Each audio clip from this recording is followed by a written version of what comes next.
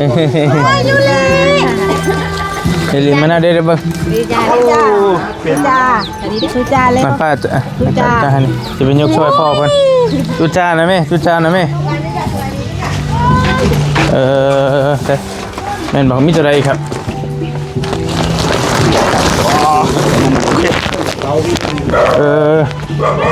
มาเด้อไกลเด้อลูกเด้อ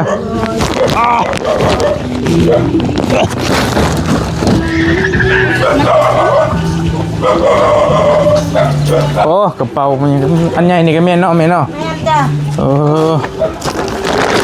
ากระเป๋า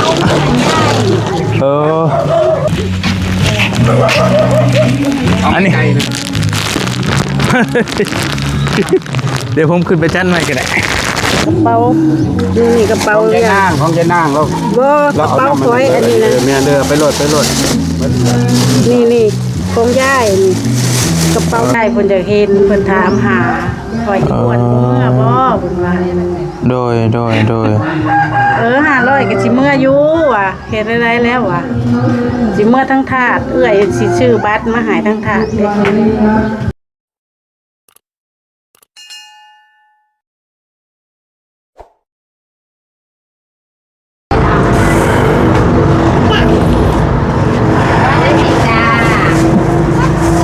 โอเคพี่น้องเลยเปิดคลิปเปิดภาพมาวันนี้บอลี่มาโหอยู่พี่เด้อพี่น้องเด้ออยู่บิ๊กซีเนาะบิ๊กซีมุกดาหารพี่น้องเลยอยากทักทายพี่น้องทักทายสบายดีและสวัสดีเนาะอยู่จังหวัดมุกดาหารเด้อพี่น้องเด้อตอนนี้บอลี่พาลูกสาวกับเมียลุงเฮิมกับหลานนี่แหละมากับแม่น้องยุริเพิ่นมาทำกัน5 คนทันเด็กหน่อยบอลี่มาซื้อบ้านน้องยุริเพิ่นมาย่างบิ๊กซีมาซื้อนมพี่น้องเลยแล้วก็บอลี่เนาะขากลับบอลี่สเปรย์เอาเครื่องเป็นเสื้อผ้ามือสองเนาะของเมแพงเพิ่นที่บอลี่ไปหับเอารอบก่อนพี่น้องเนาะที่บอลี่ไปหับเอารอบก่อนหั่นเลยเมย์เพิ่นโทรมาบอกอีกบัดนี้ว่ามันมีเสื้อผ้าอีกอยู่ว่าซั่นให้ถ้าลูกว่างมีเวลามาเอาในเด้อว่าซั่นเนาะบอลี่ก็เลยสิไปเวเอาก่อนจักเมย์เพิ่นมีหน่อยมีหลายซ้ำใดนะพี่น้องเนาะเพราะว่าบอลี่ก็มาแต่เว้นอยู่มื้อนี้มาแต่บ่ายข้ามมาจนบ่ายแล้วก็พาเพิ่นไปย่างตลาดแล้วก็มาบิ๊กซีแล้วก็สิโง่ออกเมื่อแล้วบัดพี่น้องเนาะแล้วก็สิไปเวเอาเครื่องน้ำเมย์เพิ่นก่อนแต่เบิ่งก่อนบ่ฮู้ว่ามีหน่อยมีหลายซ้ำใดนะพี่น้องเนาะบอลี่สิไปเอาเครื่องเสื้อผ้ามือสองแหละบอลี่สิลงไปแจกทางน้องสาลีน้องเดิมน้องอย่างผู้ใดที่ทั้งบ่เตียงไปเนาะเพราะว่าเห็นแล้วก็มันเป็นหมู่บ้านใหม่เป็นแขวงใหม่หรือเป็นจังหวัดใหม่ที่ทีมงานยังบ่ทันเคยไปเนาะถ้าบ่มีหยังผิดพลาดบอลลี่คิดว่าอีกเก็บงานอีกบ่กี่มื้อและสิได้ลงไปทางแขวงเซกองเมืองทาเตงผู้แหละบ้านบ่าวนงบ้านน้องเมฆผู้แหละนะพี่น้องนะพังเบื้องก้อนพี่น้องเนี่ยใดก็จังว่ากันตอนนี้บ่เตียงกำลังดำเนินการเนินงานอยู่พุ่นอยู่พี่น้องหลายผู้หลายคนก็ส่งมาหาเพิ่นฝากเงินผ่านบอลลี่มากับหลายคนเนาะที่บอลลี่ที่บอลลี่โอนเงินไปซื้อหลังคาให้บ่าวไปช่างที่บ่เตียงเห็นหลังคาให้บ่าวน้อยบ่บอลลี่โอนไป6 ล้านแต่บอลลี่บ่ได้อัดคลิปบริโอนแผ่บ่เตียง6 ล้านเป็นของไอ้สีสวนทองคำพัดเพิ่นเนาะฝากผ่านบอลี่มาแล้วก็บริโอนไปให้บ่เตียงต่อแล้วก็เป็นบ่เตียงดำเนินการเรื่องสังกะสีแล้วแผ่นอะลูซิ่งสีแดงๆกันมันเห็นบ่เตียงซื้อไปเนาะก็เป็นของบอลี่เองเป็นสะพานบุญต่อให้ทางบ่เตียงเนาะเดี๋ยวบัดนี้บอลี่สิไปเอาเสื้อผ้าน้ำเมย์เพิ่นแล้วก็เตรียมไว้ลงลาวใต้ก็พังเบิ่งอีกเก็บเวียกเก็บงานอยู่พี่ก่อนให้มันแล้วมันหยังพอเหมาะพอสมแล้วก็จังหวัดจังสิได้เดินทางลงลาวใต้น้ำกันเนาะบอลี่เองก็เคยไปแล้วเทื่อนึงอาจสิไปรอบนี้ก็อาจเป็นเทื่อที่2ที่เฮาไปเฮ็ดเวียกเฮ็ดงานนะแต่ว่าถ้าไปรอบก่อนรอบแรกเลยก็ไปพากันไปเที่ยวน้ำตกเนาะรอบที่2นะพากันไปเมืองดักจึงพากันไปเลาะแจกเครื่องพากันไปช่วยเรือนั่นแหละเนาะรอบที่3นี่ก็สิไปช่วยเรือคือการพังเบิ่งถ้าบ่มีหยังผิดพลาดถ้าบ่มีหยังเปลี่ยนแปลงอีกบ่กี่มื้อบอลี่สิได้ลงไปเมืองท่าแตงเด้อพี่น้องเด้อเจอกันอยู่พุทธเนาะแข่งไส้กองปะพี่น้องนี่ไปเอาเครื่องน้ำเมย์เพิ่นก่อนโดยบัดนี้งามๆนะแม่นี่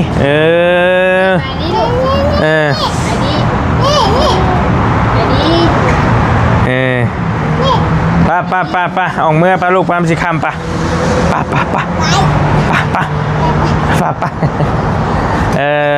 มันกัน5 คนมานี่พี่น้องเอ้ยเนาะป้าเดินทางไปลูกป้าอุ้มขึ้นรถเอาขึ้นรถป้าจะไปแวะหาแม่แพงเพิ่นก่อนไปเอาเครื่องน้ำร้อนแล้วก็จังเมื่อสวัสดีเจ้าป้าขึ้นรถไปลูกป้าโอเคพี่น้องเอ้ยน้องบอลลี่มาอยู่นี่แหละบิ๊กซีซุปเปอร์เซ็นเตอร์มาซื้อเครื่องซื้อของป้าลูกป้าเว้ยเก่งแท้นป้านี่ให้บ่พอดีจับได้ไปดิย่างดินนะปล่อยไว้นี่ปะไปดิพอไปป้าแล้วเด้อแล้วคนพลังกับมาน้ำปัดนู่อยู่มาโอเคจืดได้ละแม่ละเจ้าแม่เพลงเป็นคนลาวแต่มาได้ผัวอยู่พี่จังสันเรามีคนบ้านน้องเวียงคำพี่น้องเนาะน้องเวียงคำที่แล้วน้องเวียงคำเสียชีวิตตะกี้เห็นเลยไปหันน้อยนึงโอเคมารอบก่อนเราก็ถามหายุริอยู่อีโบมาน้ำบ่สันดียืนงวยอยู่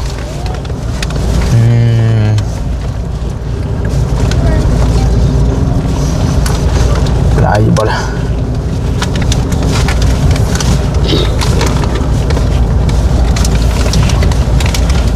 ซับพอเปิดเพลงให้ประจักษ์นะบอก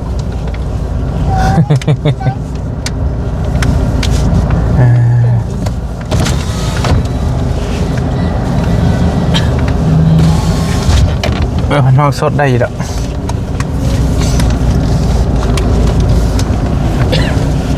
ครับพระตกใจปะตกใจว่า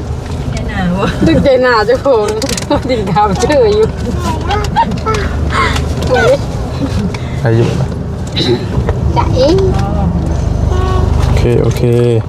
ไปลงไปมาดีพันไปลูกป้าจังหน่อยปะไปลงผมปะไปเร็วไอ้บ่เกิดสวัสดีเจ้าสวัสดีโอ้ยนี่ลูกสาวคนมานำเอ้ยสวัสดีแม่สวัสดีเฮลิมานาเด้อเบิ่งดีจ้าเลยมาป้าจ้าจะไปยกช่วยพ่อเพิ่นจุจ้านะแม่แม่นบอกมีตัวใดครับ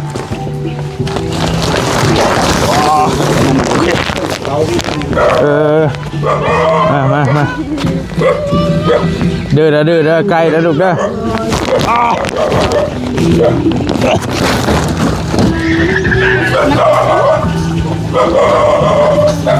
โอ้กระเป๋ามันยังอันใหญ่นี่ก็แม่นเนาะ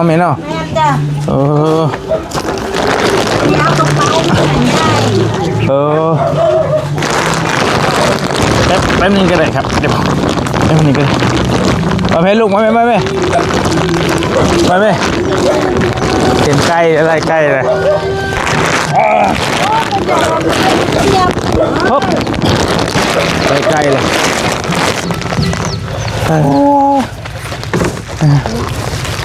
กระเป๋าเมื่อหายายเห็นใกล้เลย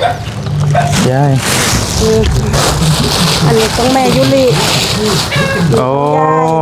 สินประทันยิบกับนี่ยายนี่คือไหมแม่เจ้าโอ้โดยนี่ของแม่เพิ่นแม่ยุรินี่ของแม่ยุริครับเดี๋ยวนาเดี๋ยวผู้กองเพิ่นสิเอาให้เครื่องดูเพิ่นเป็น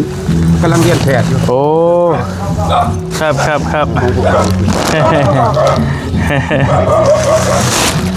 แล้วใส่เบิ้ลระบบครับโอเคยังหลายใช่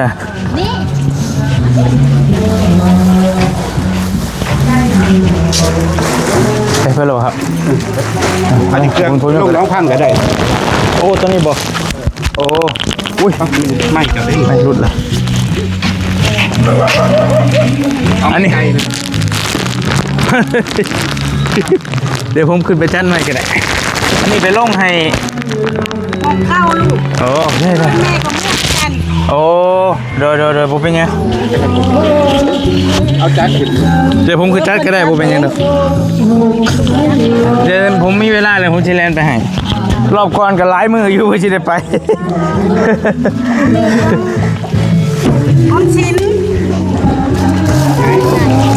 ออมชิ้น ออมสิน ออมชิ้นลูกแม่สร้างน่ะ โอ้โอเคครับ อันนี้ตั้งแถว อ๋อนี่ของเซานี่ของสเตล จ้า นี่ของน้องออมสินโอเคครับโอเคน้องออมสินบ้านดงมักยางพี่น้องเอ้ย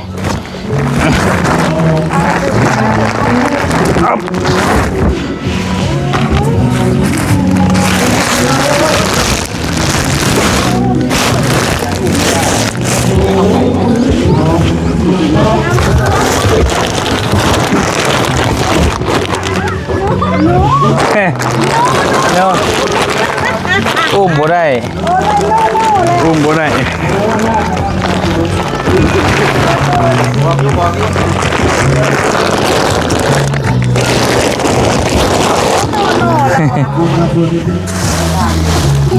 เดี๋ยววิลูกพี่อันนี้โอ้อยู่ในนี่อันนี้แหละอัน อันนี้กระเป๋าเมื่อหายายก็เจ้าหายไปก็หายยายแม่กระเป๋านี่กระเป๋า ของ เนี่ย ยายนางเรา กระเป๋าสวยอันนี้นะ เมียเด้อไปโหลด นี่ของยายนี่กระเป๋าแม่เองนี่แม่บ่ได้ใส่ โอ้โดย แล้วมากแล้ว โดย ใส่จักเทื่อ อันนี้เมื่อให้แม่ผมเนาะ จ้าซื้อมาบ่ใส่ เออ เอาเมื่อให้คุณยาย จังนี้ก็ได้ อันตัวนี้เจ้าอยาก ไปให้ไปก็ให้เนาะ ใช้ให้ก็ให้หลายอยู่นี่ โอเคเป็นพวกกระเป๋าอันนี้กระเป๋า แม่นอันนั้นจะเอาขึ้นไปแจกอยู่เนื้อผมก็ได้กระเป๋าคือกันอันนี้ก็ดี โอเคฟังเบิ่งกันว่า ให้ไปก็ให้ แต่ว่ารอบนี้ยันได้ลงทางใต้ลงไปทางบาเตียงที่บาเตียงไปอยู่หั่นนะ แม่น อยากไปทางนั้น แม่ นำแน่ เบิ่งอยู่ทั้งนั้นเขาก็บ่มีการเอาไปแจกก็ได้ เพราะว่าใช่ปูนกลับไปเรื่อยเลยอยากไปทางนั้นน้ำในฟังเบิ่ง กินไหมแม่ซื้อมาบ่ทันได้ยิบเมื่อให้ยาย โดย แม่ยุลินะแม่ยิบแม่ตัดแล้วนุ่งบ่ได้ แม่ยุลิ โดยโอเค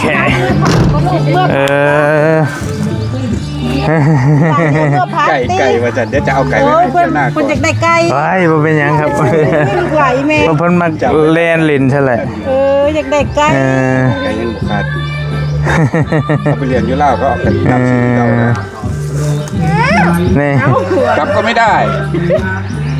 บ่เอาเงินให้ พี่มาพี่มานั่งในพี่ก็ลุกมาจังหน่อยจ้ะมานั่งลินน้ำยาจังหน่อยจะจังมือปะพี่ก่อนมาเร็วมาลินน้ำยาพี่ก่อนเร็วพี่มาทางไหนพี่มาลุกมาพี่เร็วจังหน่อยจังมือเร็ว ปัญญาสาวดิ พี่มานั่งลินพี่ก่อนมาเป็นบ้านแม่เพิ่นพี่น้องเราได้ผัวอยู่พี่เนาะเป็นแม่อยู่บ้านน้องเวียงคำปีนขึ้นแล้วได้ฮะมาพี่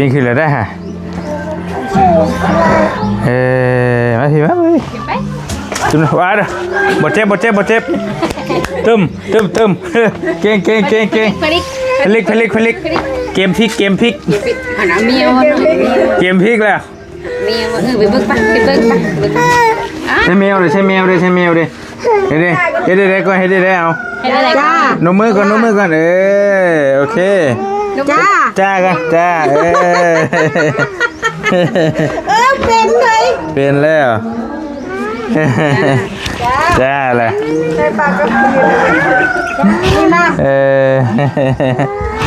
อ้ยได้แล้วครับผมเป็นยังได้แล้วขอบคุณหลายๆ กินน้ำข้างนะ จ้าไม่หัน จ้าไหม โอ้ย มืออื่นเมสิเมื่อ แม่ เมื่อพุ่น ยายเราป่วยนะเด็ก โอ้ ยายป่วยหนักเลยสิเมื่อย ายนี่คือแม่ของแม่นี่บ่ แม่น อืม ยายทวดผู้ใหญ่ เป็นจักปีเลย อายุ105ปี ป้าโธ่105 ปีเลย แม่น โอ้อายุยืนเลยดิเนาะสิล้นไปเลยนะพังว่าเบิ่งทรงนี่ แม่น อืม เอื้อยโทรมาว่าจะบ่มาบ่เฮาก็มีเงิน500ก็มาได้ว่าซั่นยายเพิ่นจะเห็นเพิ่นถามหาข่อยอ้วนบ่เมื่อบ่เพิ่นว่า โดย 500ก็สิเมื่ออยู่ว่ะเฮ็ดได้แล้วว่ะสิเมื่อทั้งถาดเอื้อยสิชื่อบัตรมาให้ทั้งถาดเด้ โอ้ ถาดก็ต้องนะ เมื่อถ้าพุ่นก็ได้คือกัน แม่นแล้วก็พี่น้องเพิ่นตำรวจนั่นแหละหลอกเพลง อืมคือเป็นผู้กองผู้แกงมาพอกันว่า สารวัตร สารวัตรอีกโธ่สารวัตรนี่คือ พี่น้องเพิ่นมีแต่สารวัตรเบิด โอ้ ไก่น้อย ไอ้เพิ่นเห็นใกล้อยากได้ใกล้ เออ มีแต่พาเพิ่นมา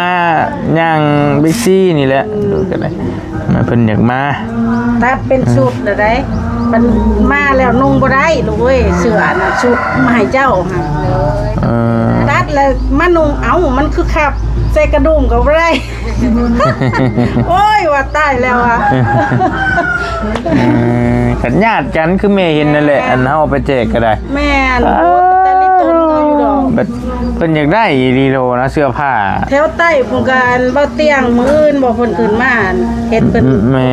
นเพิ่นเว้าอยู่ มื้ออื่นสิขึ้นมาว่าซั่น แล้วลูกว่าอยากเปลี่ยนเส้นทางอยากไปทางนั้นแน่ๆเพราะว่าทางนั้นก็ ได้ลูก ทางใดก็ทุกข์เบิดนั่นแหละแต่ว่าทางนั้นยังบ่ทัน แม่นทั้ง ยังบ่ทันเคยแจก ยังบ่เคยแจก ยังบ่เคยแจกอีหยังจักเทื่อ เขากับบ่มีคือกันผู้บ่มีกับบ่มีเห็นบ่เสาเหลิมเนาะเอื้อยน้องเพิ่นเอาเบิด โดยบ่ได้ติดตามช่ำแม่ช่ำได้เฮาก็ได้ ติดตามได้ว่าอันบ่แจ้งว่าสิซื้อ เบิ่ง แล้วไปเว้านำพ่อใหญ่บ้านว่าดินเราก็มีต่างหากมันเป็นขอบท้อง แต่เอื้อยฮุบเบิด โอ้โดย แม่ติดตามบ่เตียงตลอดกับเจ้าน่ะ โดย ผู้อื่นบ่ได้คอยติดตาม ติดตามช่องเป็นอันช่องไอ้น้องนี่ก็ดอกก็ดีอะยังว่าโอ้ยเป็นตะลิตนเพิ่นไปทางใดเพิ่นก็ได้เฮ็ดสร้างเฮือนให้เขาอ่ะนะ โดย เขาเตียงสร้างเฮือนให้อันเขาน้อยอันผู้หนึงหั่น แม่น แล้วเป็นหลัง แม่น เป็นยังเสาเหลิมเพราะว่าอันดินเจ้าของเอื้อยเพิ่นยังให้ซื้อนะ อ่า บัดนี้ บ่ได้ติดตามอีหลีได้เฮาก็บ่ ผู้ใหญ่ จั บ้าก นเขาบ่ยอม อืม เขาบ่ยอมเขาสิให้มันเป็นของมัน โดยเพราะว่าหลายมื้อก็มีแต่บ่เบิ่งก็เบิ่งเล็กๆน้อยๆนะพี่น้องบ่ซ้ำแม่แล้วซ้ำแม่เราเบิ่งเราฮู้เบิด ติดตามอีหลีได้ คือ เพื่อนลูกใช่เป็นเทเสื้อผ้าให้ เลย จะพ่อแย่งกันจะพ่อญาติกันกระเจ้าหอเอาไปโอ้ย แขวจนสิรุดแล้วเพิ่นญาติกันน่ะญาติดีโดได้คันได้ เป็นตะลิด เออ เหรอ คันได้อันนั้นกันเลย สแมนเนาะวะเห็นแล้วก็เป็นตะลิต้นดอก ถ้าเฮาแบบไปแจ้งในบ้านให้เพิ่นมาคุมมาหยังก็เป็นระเบียบอยู่แต่ว่ามันพอกระเทินแล้วบ่อยากรบกวนเพิ่นก็เลยเอาเทลงบึ้มแล้วก็ญาติกันแซวเลยว่า แม่ ซ้ำ โอ้ยเป็นตะมวนน้ำผุดเนาะเป็นแต่ไปอยากไปแจกน้ำเขาอยู่แบบนี้วันก็ เลยคนไปเท่าไรลังรถกับบ่พอ ก็จังหวะ คันว่าเป็นของกินแหละเฮายังว่าเฮาให้เพิ่นยืนแล้วเฮายืนให้ทีละคนหั่นน่ะอันนี้สิจับยืนให้ทีละคนละโตสองโตบัดป้าโตบ่ทัน แม่เมื่อ สิเฮิง เป็นเดือนหมดแล้วเป็นเดือนหมดแล้วจังสิได้มา โอ้โดย ของเพื่อเพิ่นสินั่นเด้ เอาปลูกต้นไม้บ่ แล้ว มันน้ำได้ลูก อันเฮือนที่เฮาไปมื้อนั้นล่ะว่าแต่เฮาก็บ่ได้ถ่ายคลิปหรอกให้จักสิแม่นไผมาหับผู้หญิง ร้าน เป็น สาว เพิ่นเป็นผู้ชาวบ่เพิ่นขี่รถจักรมาหับเอาแล้วก็ทิ่มเสื้อผ้าให้เพิ่นหั่นโดยมีแต่ถุงเดียวนั่นเนาะไปให้แบ่งให้เพิ่นน่ะเนาะเดี๋ยวได้ มีเวลาสิเล่นเอาไปให้ เมื่อคืนนี่ละ อืม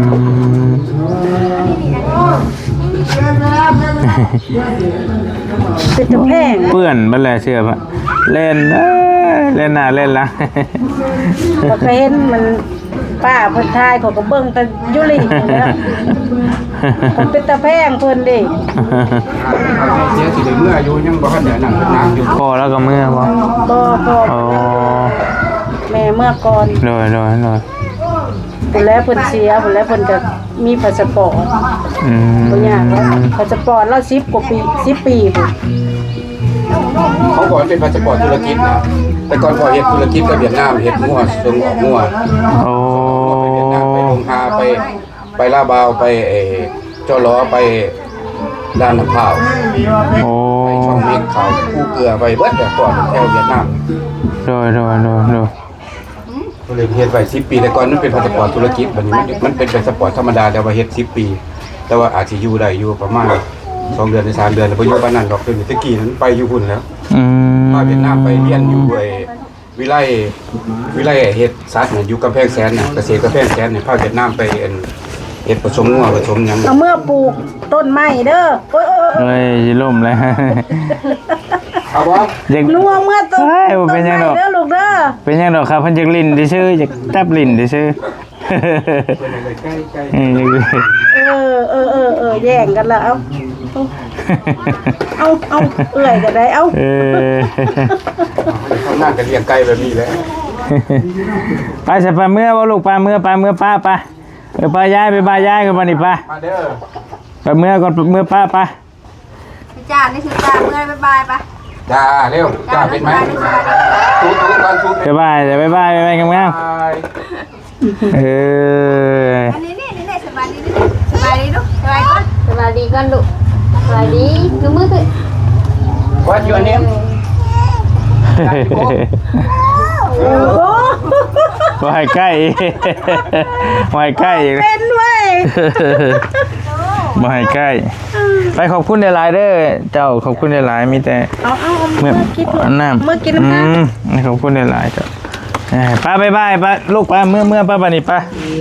เมื่อป้า หญ้าเร็ว เมื่อป้าเพื่อขามเมื่อ ข้าวนะครับสารวัตรใจเย็นๆครับสารวัตร เพื่อเมื่อด้านป้ามด้านอีกป้า เอาหมอมือบ่ ไปเรียกลินเลยอยู่ลำไยวะล่ะอยู่ลำไยพี่ป่ะ ได้เรียกแต่ร้านนี่นี่เอาบ่ อยู่กับยาย นี่ บ่ ไป ลู อก ยู่นี่ไหม อยู่กับยายบ่ เห็นเขาลินเลย โอ้ย เพื่อนว่าอะไรเชื่อเห็นบอกเชื่อฮะ ลูกบักครึ่งได้แต่ก่อนก็มาขึ้นเป็นลูกอยู่นี่มันแม่มันเป็นเป็นงาน YouTube ที่ญี่ปุ่น โอ้ กสนะ โอ้ครับ มันมีทั้งบัตรไทยและลาวเลย โอ้ครับ ใหญ่แล้วเดี๋ยวนี้ไปอยู่ญี่ปุ่น เดี๋ กั ยว บ แม่ แม่ เฮ็ดเอง น้องชายรับเป็นลูก โอ้ มันได้ทั้งบัตรไทยบัตรนั่นน่ะมาฮอดบัตรญี่ปุ่นมาเด็บ ครับไปครับป้าเลยเลย จ้ะ ขอบคุณคุณหลายๆครับบ๊ายบายกันลูกบ๊ายบายเด้อบ๊ายบายเด้อ เดี๋ยวเอาไก่ให้บ๊ายบายกินจังเลย บ๊ายบายเด้อบ๊ายบาย นี่ลูกสบายดีเด้อ บ๊ายบายเด้อย ายก็สบายดีตาก็สบายดีบายบาย บ๊ายบายบ๊ายบาย สบายดีบายบายมือในมือไว้แล้วนะ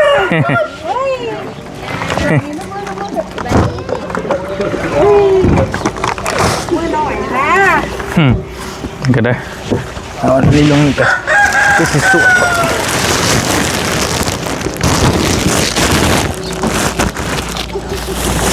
ชุบขึ้นเลยไป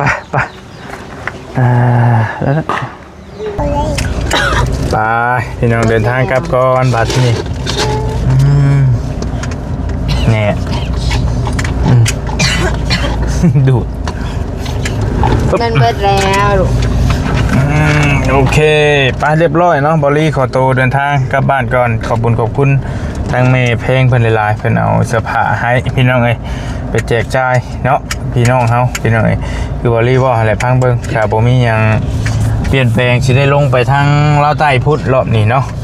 พังเบิ่งก่อนฟับใส่ไปเล่นได้แล้วบัดนี้ กันนะเล่นอยากลงมาหนึ่งได้บางทีเลยเสื่ออยู่ปุ๊บ